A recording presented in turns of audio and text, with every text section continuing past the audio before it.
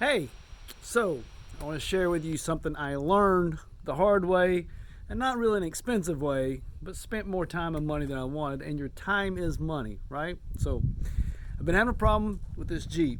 It's a 2000 Jeep Grand Cherokee limited edition. It's got the 4.7 engine in it. Why does that matter? Because every time you go to the auto parts store, they ask you all that information. So what the problem was is I would get in it and it would start and be fine, and then all of a sudden I'd go to start it the next time and it wouldn't start. I'd sit there for a few seconds, I'd twist that key a couple of times, start right up. So I was like, okay, I got a problem somewhere, but I can't figure it out. So hit the old YouTubes, started looking at other people who's got the same problem, and I found out, okay, it can't be the starter. At least I didn't think it could be the starter. And I found out a test to find out if it's the starter. And what that test is, let me see if I can get this to rotate and come down. Right over here next to the battery box on this model is a fuse box, right? So you pop that up, and you've got a starter fuse, which is right here. And you'll have to look on your own panel. It's all diagrammed here is the diagram. And then the starter relay is here. I look in the starter fuse, and nothing's wrong with it. It's got a ring that goes around, and if there's something bad, it'll be disconnected. It's not disconnected. Pour the starter relay out. There's no way to look at that to see if it's the problem. But before I run to the store and buy another one, I want to test it. One of the things I found out you could do to test your starter without crawling up underneath the car is you can make your jumper wire, pull that starter relay out, and on the diagram, it tells you which pins are supposed to connect to send a charge to the starter. Put that jumper cable in there. If the starter's turning over, you don't have a problem with your starter. Okay, let's go buy a starter relay. So I go and do that, come back, pop it in, still doesn't work. Only thing before that is there's a fuse underneath the dash, a 10 amp, it's in slot number 31. Pull it out and look at it. Nothing's wrong with it. And why would there be? Because it is starting, it's not starting. It is starting, it's not starting, right?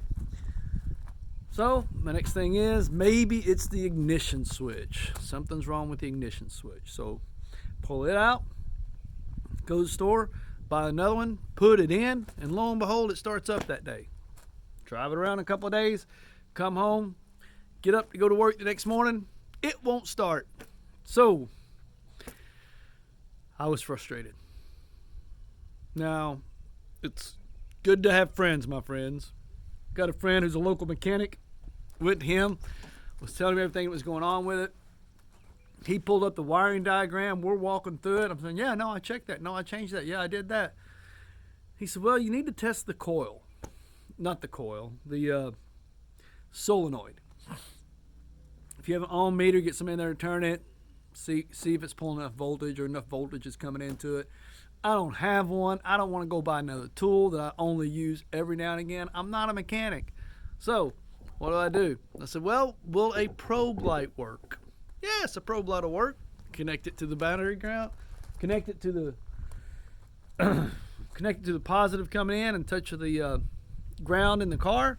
And then if you see a light, well, guess what? It's working. Well, I got in there. Don't know if I was doing exactly how he said to do it, but I wasn't seeing a light. Frustrated, let's just pull the starter. I'll take it down to the auto parts store and see if they'll bench test it. Well, in doing that, on the solenoid, there's a pole that comes out and a nut that connects the wire onto it.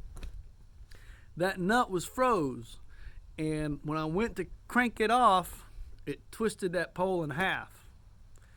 Now I gotta buy another starter, and I don't know if it's my problem. That's what I was trying to avoid, spending $100 and something on I don't know. Go down to the store, pick up the new starter, come home, put it in. It's really not that hard to do. It's a little frustrating. It's cramped. I didn't have this up on jack stands, but I'm a small guy, so I can fit in there easy. I do that. Get out, connect my battery cables back, my ground, get in the car, start it right up. So that was what I went through, and now my Jeep Grand Cherokee is running. I think Randy, my friend that's an auto mechanic. I think it was right. It wasn't the starter per se. It was the solenoid. And when I was like, well, why is this doing it when I jump it? Because it's sending a direct charge right to it. It's not having to go through a switch.